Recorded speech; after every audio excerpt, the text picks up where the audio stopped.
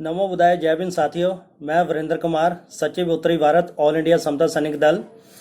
साथियों, अगर हम बुद्धिज़्म की बात करें तो मैं समझता हूँ कि भी भारत में बुद्धिज़्म की बात बाबा साहब के बिना अधूरी है, क्योंकि हम सभी जानते हैं कि भी भारत में से बुद्धिज़्म तकरीबन अलोप ही हो चुका था और इसको मुड़ सुरजीत करने का जो श्रेय है वो बाबा साहब डॉक्टर अम्बेडकर को ही जाता है। तो इसी को मैं आगे बढ़ाता हुआ कहना चाहूँ, उसी से शुरुआत करता हुआ मैं कहना चाहूँगा कि एक पत्रकार ने बाबा साहब अम्बेडकर से पूछा कि भी आप दो शब्दों में, सिर्फ दो शब्दों में बताइए कि भी बुद्धिज़्म क्या है। तो बाबा साहब अम्बेडकर का जवाब था तर्कशीलता और नैतिकता। उन्होंने बुद्धिज़्म का सार दो शब्दों में बता दिया, तर्कशीलता और नैतिकता। तो इसी प्रकार से जब बाबा साहब से पूछा गया कि भाई आप भारत के इतिहास के बारे में बताइए, तो बाबा साहब अम्बेडकर का कहना था कि भाई भारत का जो प्राचीन इतिहास है ये बुद्धिज़्म और ब्राह्मणिज्म के आपसी झगड़े के अलावा और कुछ भी नहीं है। उन्होंने कहा भाई किसी समय भारत पर बुद्धिज़्म की जो क्रांति थी वो हावी हो गई और किसी समय ब्राह्मणिज्म की जो प्रतिक्रांति थी वो हावी हो गई। भारत के इतिहास को हम तीन हिस्सों में बांट सकते हैं। एक तो वैदिक भारत, दूसरा बौद्ध भारत और तीसरा हिंदू भारत। जो वैदिक भारत रहा है ये तकरीबन 4 या 5 हजार साल पुराना रहा है, जो तथागत बुद्ध के जन्म से पहले का भारत रहा है। और वैदिक भारत में जैसा कि कर्मकांड, बलि, यज्ञ, ये नारी निंदा, भेदभाव वगैरह, अंधविश्वास, ये सारा कुछ वैदिक भारत में चलता रहा है। चलिए मैं उस तरफ अभी ज़्यादा डिटेल में नहीं जाऊंगा।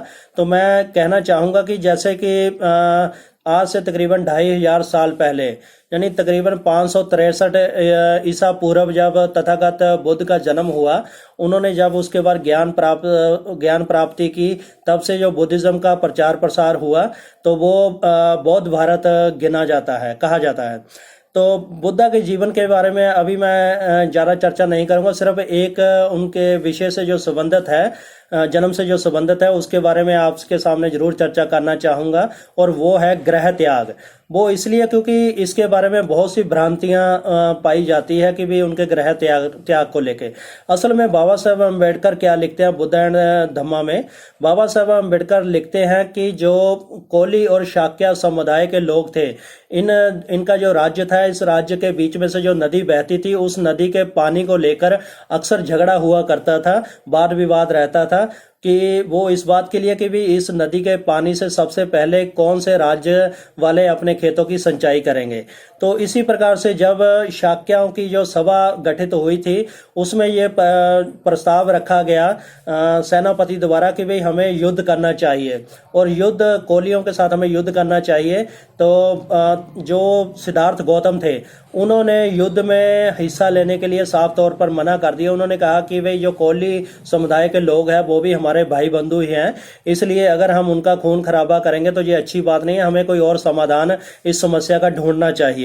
लेकिन बहुसंख्यक जो उस समय के लोग थे वो युद्ध के फेवर में थे, ना कि वो युद्ध के फेवर में थे, वो यहाँ तक भी थे कि भी जो शाक्य समुदाय है उसके प्रत्येक घर में से एक युवा को इस युद्ध में हिस्सा लेने के लिए सैनिक के तौर पर आगे आना चाहिए। और तथागत बुद्ध ने साफ शब्दों में युद्ध में हिस्सा लेने के लिए मना कर दिया, जिस वजह से उनको गृह त्याग करना पड़ा। इसका जो विस्तार से अगर आप जानना चाहते हैं तो बुद्ध और उनका धम्म वो आप पढ़ सकते हैं। लेकिन भ्रांतियां ये डाली जाती है कि भी बुद्धा ने किसी मृत व्यक्ति को देखा, किसी वृद्ध व्यक्ति को देखा, किसी बीमार को देखा, इससे दुखी होकर उन्होंने गृह त्याग कर दिया। मैं यहाँ पे ये कहना चाहूँगा कि ये ना कि एक सिर्फ मूर्खता है, बल्कि एक ये पागलपन भी है। तो जो बुद्ध एंड धम्मा में बाबा साहब ने तथागत बुद्ध के गृह त्याग की परिभाषा जो बताई है, जो स्थिति बताई है, वो ही ऑथेंटिक है, वो ही सही है। तो मैं आगे बढ़ता हुआ कहना चाहूँगा कि जैसे कि ज्ञान प्राप्ति के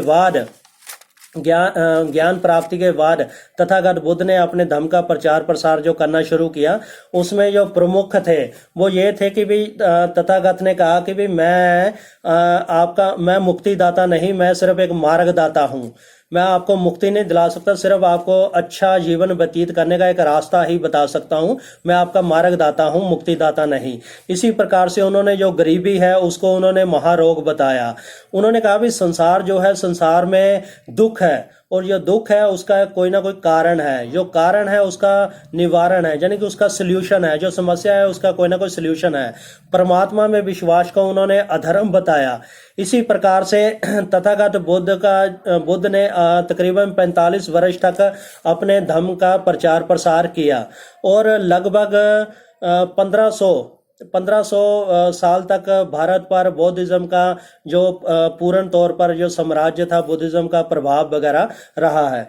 इसी के बीच में सम्राट अशोक, मैं समझता हूँ कि जैसे बुद्धिज्म की बात होती है तो सम्राट अशोक का नाम सुनहरी अक्षरों में उसमें लिखा हुआ आता है। सम्राट अशोक ने ना कि भारत में बल्कि यूरोप तक बुद्धिज्म का प्रचार प्रसार किया। लेकिन आखिरी जो मौर्य साम्राज्य थे, मौर्य सम्राट जो थे राजा बृहद्रथ, उसकी हत्या एक ब्राह्मण सेनापति पुष्यमित्र शुंग द्वारा जब की गई, उसके बाद प्रतिक्रांति शुरू हो गई। प्रतिक्रांति का यह परिणाम निकला कि तकरीबन एक एक भिक्षु के सर की कीमत 100 सोने की मुद्रा जो थी वो अनाउंस कर दी गई। तो कि भी एक भिक्षु का सर काट के लाओ और 100 सोने की मुद्राएं आप ले जाओ।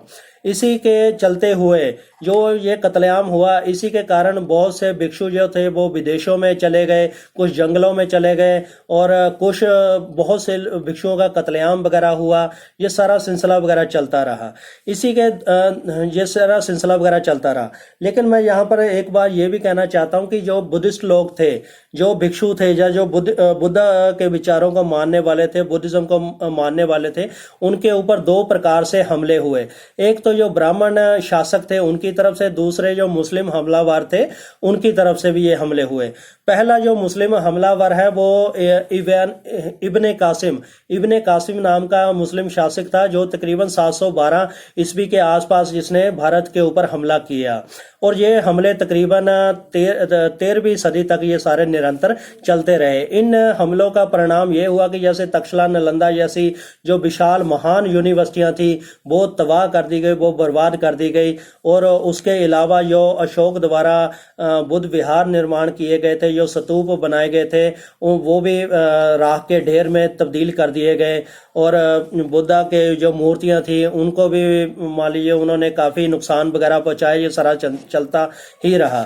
लेकिन मैं इसके साथ ये भी कहना चाहता हूँ कि देखिए, बाबा साहब अम्बेडकर जो महाराष्ट्र गवर्नमेंट द्वारा प्रकाशित है, उनके जो वॉल्यूम है बाबा साहब doctor Ambedkar writing and speeches के नाम से जो महाराष्ट्र गवर्नमेंट ने जो वॉल्यूम प्रकाशित किया है, उसके वॉल्यूम नंबर 1 के 54 नंबर पेज पर बाबा साहब अम्बेडकर लिखते हैं कि अगर मुस्लिम जो थे अगर वो क्रूर रहे हैं तो हिंदू जो है वो कमीने रहे हैं, और कमीनगी जो होती है वो क्रूरता से कहीं ज्यादा बदतर होती है। ये बाबा साहब अम्बेडकर के शब्द है। ये किस प्रकार से बदतर होती है?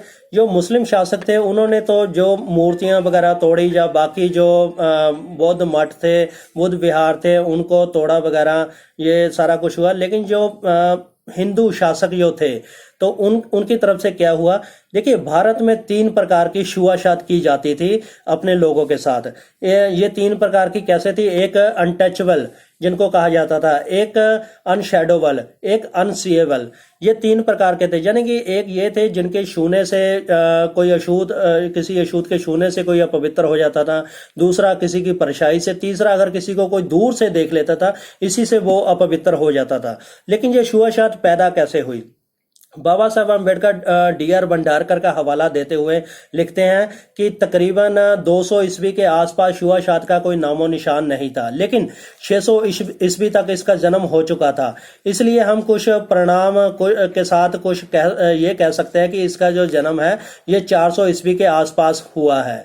तो ये छुआछूत कैसे उत्पन्न हुई? वो कहते हैं कि जैसे गाय जो थी, जैसे ब्राह्मणों ने इसको एक पवित्र पशु घोषित कर दिया, इसका मांस वगैरह खाना, उन्होंने इसके ऊपर रोक वगैरह लगा दी।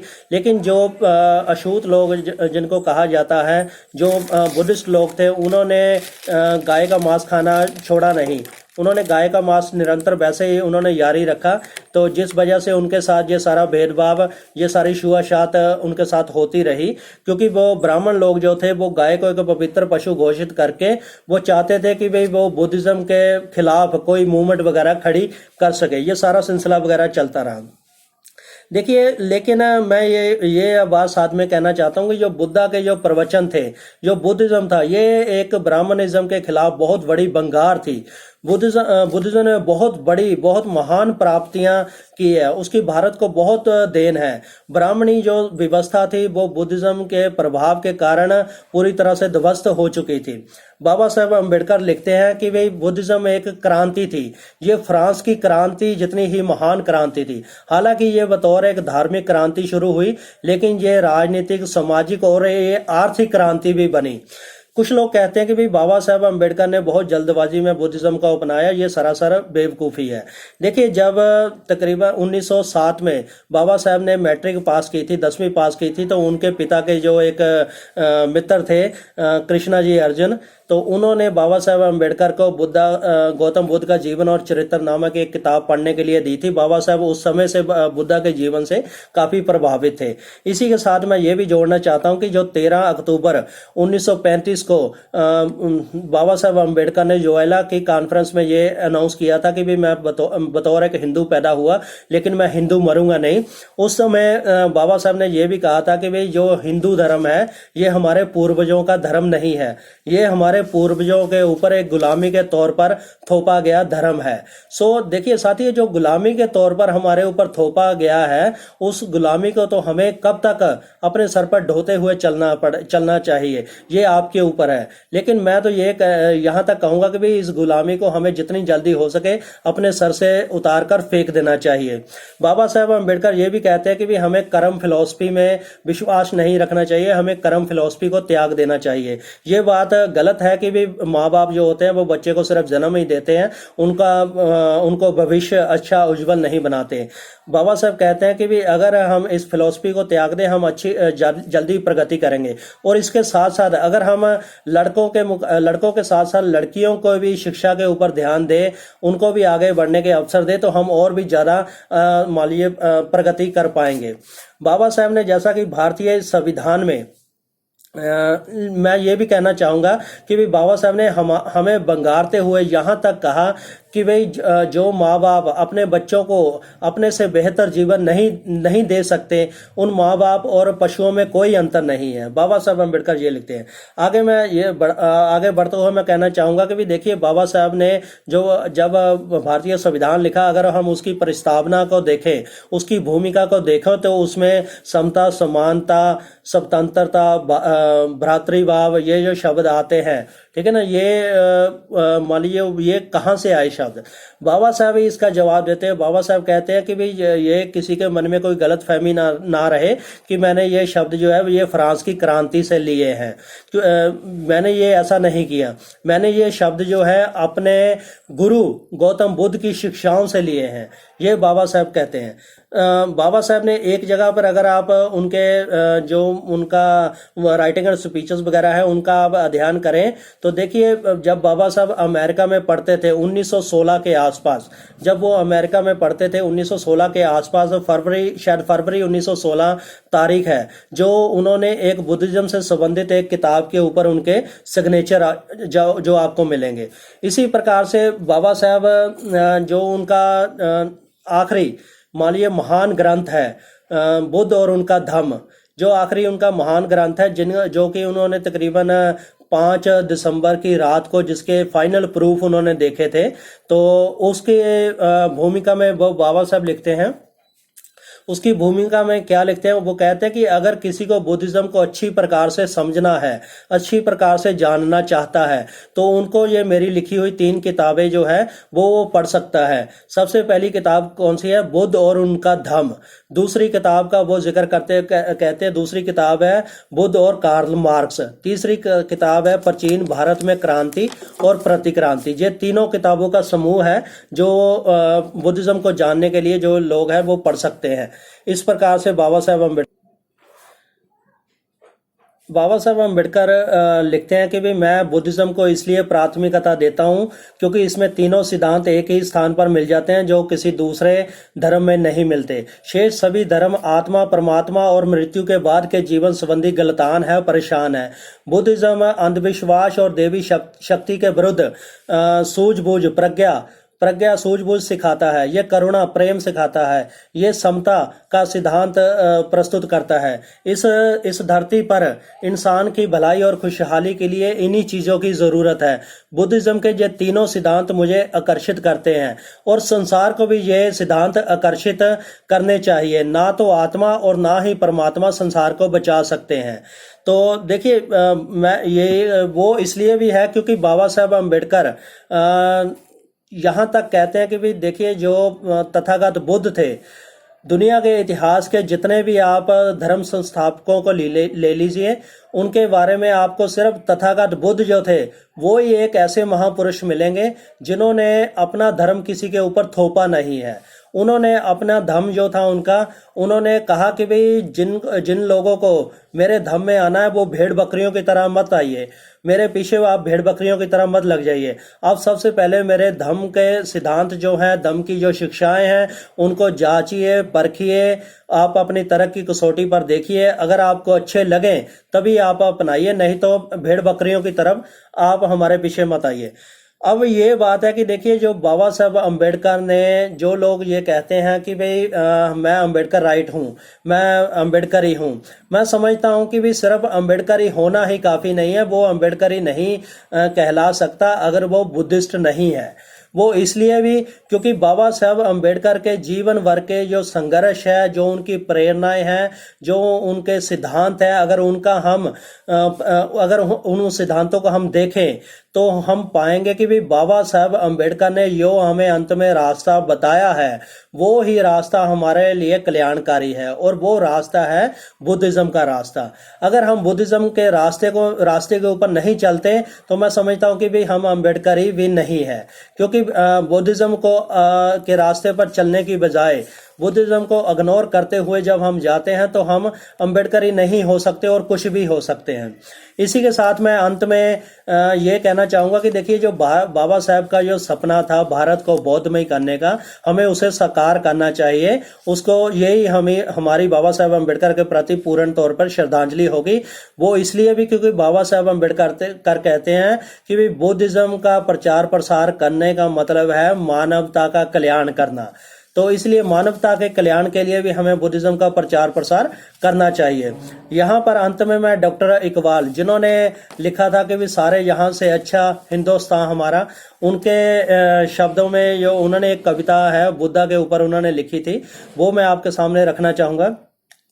वो लिखते हैं कि भाई, कौम ने पैगामे गौतम की जरा परवाह ना की, कदर पहचानी ना अपने गहरे जकदाना की। आप बदकिस्मत रहे आवाज़े हक से बेखबर, गाफिल अपने फल की शरीनी से होता है शजर। अश्कर उसने किया जो जिंदगी का राज था, हिंद को लेकिन ख्याली फलसफे पर राज था। शमे हक से जो मुनवर हो जे वो महफिल ना थी, वारिश रहमत तो हुई लेकिन जमी काबिल ना थी। बरामन सरशर है अब तक मिये पेदार में, शमे गौतम जल रही है महफिले अंगियार में। इसका सार जो है वो ये कहते हैं भी, कौम ने मतलब देश ने जो गौतम के पैगाम था, जो उनके धर्म की शिक्षाएं थी, उसकी परवाह नहीं की, उसके कदर नहीं पहचानी अपने गहरे जकदाना की। यानी कि उस महान, उस विशेष मोती की जो एक सिप्पी में से सिर्फ एक ही निकलता है, उसकी कदर नहीं पहचानी। आप बदकिस्मत रहे अपने गोहरे यक दाना की, आप बदकिस्मत रहे आवाज़े हक से बेखबर, गाफिल अपने फल की शरीनी से होता है शजर। अश्कर उसने किया जो जिंदगी का राज था, हिंद को लेकिन ख्याली फलसफे पर राज था। गौतम ने ये उजागर किया जो जिंदगी की सच्चाई थी, लेकिन जो हिंद था, भारत था, इसको सिर्फ अपनी ख्याली फलसफा जो था, उसका एक आध्यात्मिक फलसफा, बस उसी में एक कल्पना में ही उसी के ऊपर उसको फकर था, ये सारा था। शमे हक से जो मुनवर हो ये वो महफिल ना थी, बारिश रहमत तो हुई लेकिन जमी काबिल ना थी। गौतम के विचारों की जो बारिश हुई इस धरती के ऊपर हुई, लेकिन ये जो जमीन थी, यानी कि ऐसे भी लोग थे जो उस विचारों की बारिश का लाभ नहीं उठा पाए, वो इस काबिल नहीं थे। तो आगे वो कहते हैं, भी ब्राह्मण सरशर है अब तक मिये पिदार में, शमे गौतम जल रही है महफिले अंगियार में। ब्राह्मण जो है अभी भी अपने पुराने हेकड़ के नशे में चूर है, जबकि शमे गौतम यानी कि जो गौतम के विचारों की क्षमा जो है वो महफिले अंगियार विदेशों में जल रही है। आज दुनिया के बहुत से जो देश हैं वो बुद्धिस्ट देश हैं बन चुके हैं, वो तथागत गौतम के विचारों को अपना रहे हैं, तो उनके आगे चल रहे हैं उनके विचारों के मुताबिक। सो जो भारत जहाँ पे तथागत का जन्म हुआ वहीं पर अगर बुद्धिज्म का प्रचार प्रसार इतना नहीं होगा तो मैं समझता हूँ कि ये अच्छी बात नहीं होगी। हमें बुद्धिज्म के प्रचार प्रसार को आगे बढ़ाना चाहिए। ये प्रत्येक अम्बेडकर करी जो कहता है उसका कर्तव्य है, जो बुद्धिस्ट लोग हैं उनका कर्तव्य है। ये तकरीबन मानवता के कल्याण का मार्ग है, इसलिए हमें आगे इसको बढ़ाते रहना चाहिए। इन्हीं शब्दों के साथ मैं सभी का आपका समय लिया, बहुत बहुत धन्यवाद। नमो बुद्धाय, जय भीम।